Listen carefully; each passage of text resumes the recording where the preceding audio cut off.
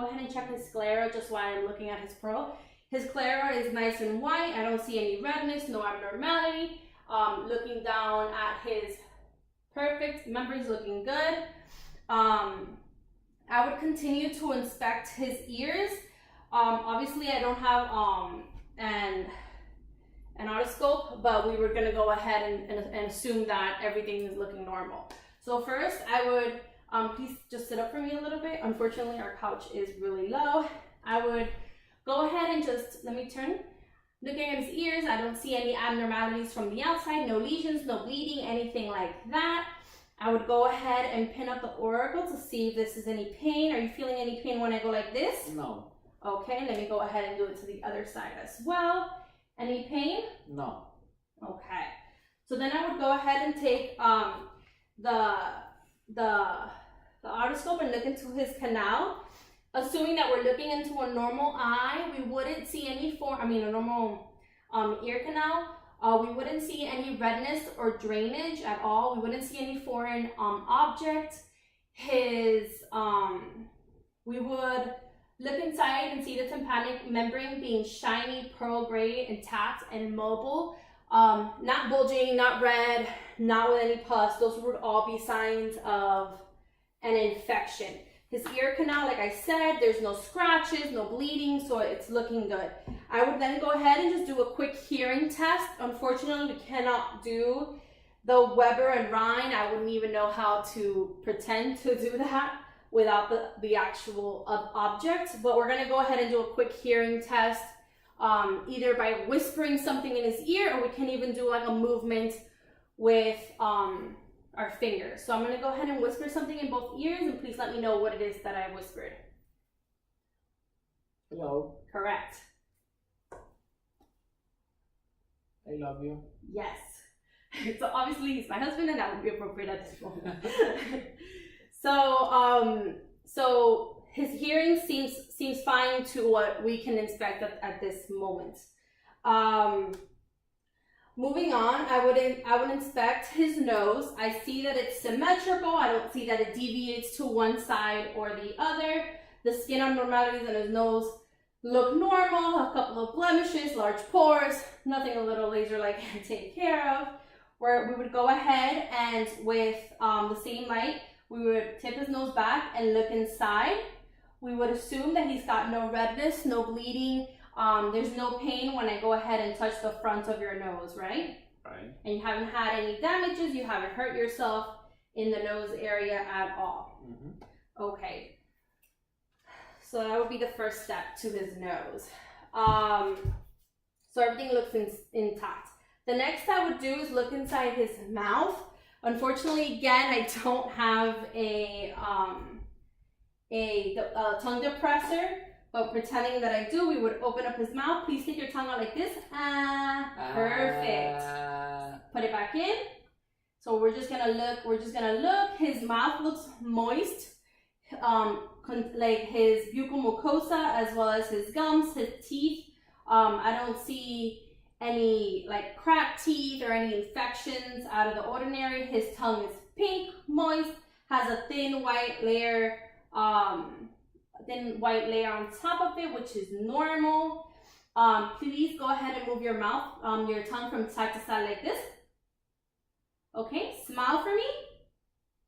Like, stick it in. Perfect. So he's got a symmetrical smile, and his tongue movements are fine.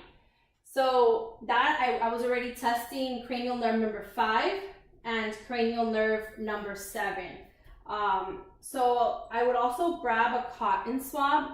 At this point, I'm just going to use my finger to go ahead and test cranial number 5 by asking him where he feels my light touching. So I'm going to go ahead and lightly touch. Where is it that I touched you? Right there? Yeah, Yep. right there. Okay. Mm-hmm. Tell me about this side. Right here. Perfect. So I'm going to go ahead and now inspect the patient's neck. I see it.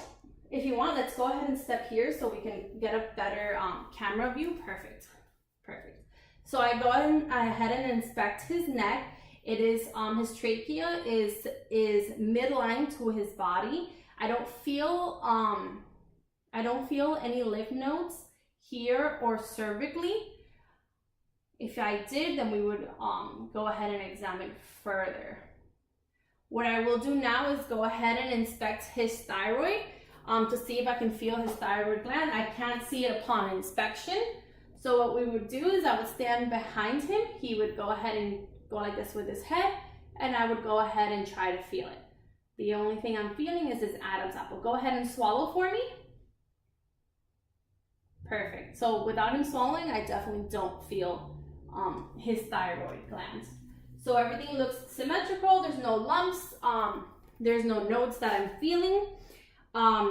At this point, I would go ahead and test his cranial nerve number 11 by asking him to push against my hands with his face. So what you're gonna do is I'm gonna push one side and you're gonna try to fight me, okay?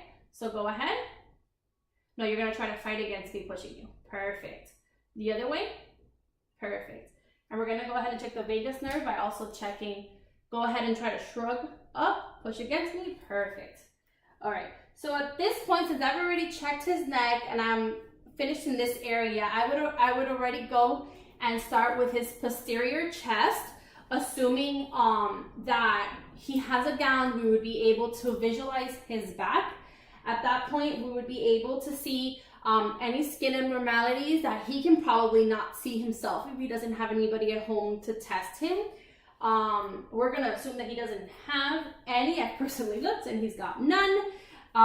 We would look, just stay like that. Perfect. We would look at his shoulder muscles are symmetrical. His spine would be midline and aligned. If we have any doubts if he has any scoliosis, we would ask him to bend over and do the check and see if he's got any sloping or degree. His ribs are sloping downwards in a 45-degree angle, and he can obviously support his own weight. We would start, so we've already inspected, we would start by firmness of equals in both sides and palpating the entire chest, posterior chest area to see if there's any tenderness. So you're gonna go ahead and repeat the word 99 for me, okay?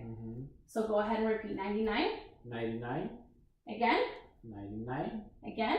99. Again. 99. Again. 99. So we're seeing equality in the firmness, and we're gonna go ahead and palpate. You don't feel any tenderness when I push against your chest like this.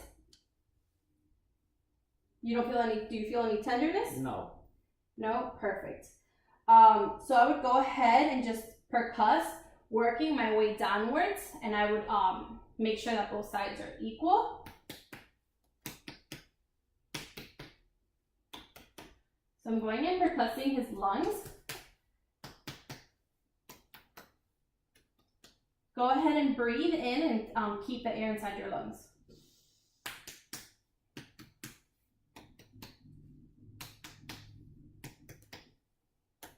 Perfect. After percussing, I would go ahead and just auscultate his lungs from the back. And as he was breathing, I could tell a symmetrical chest expansion when he breathed. So just go ahead and take deep breaths for me, and I'll let you know when to stop. Like normal deep breaths, so you can let it out and in. Again. Again. Again.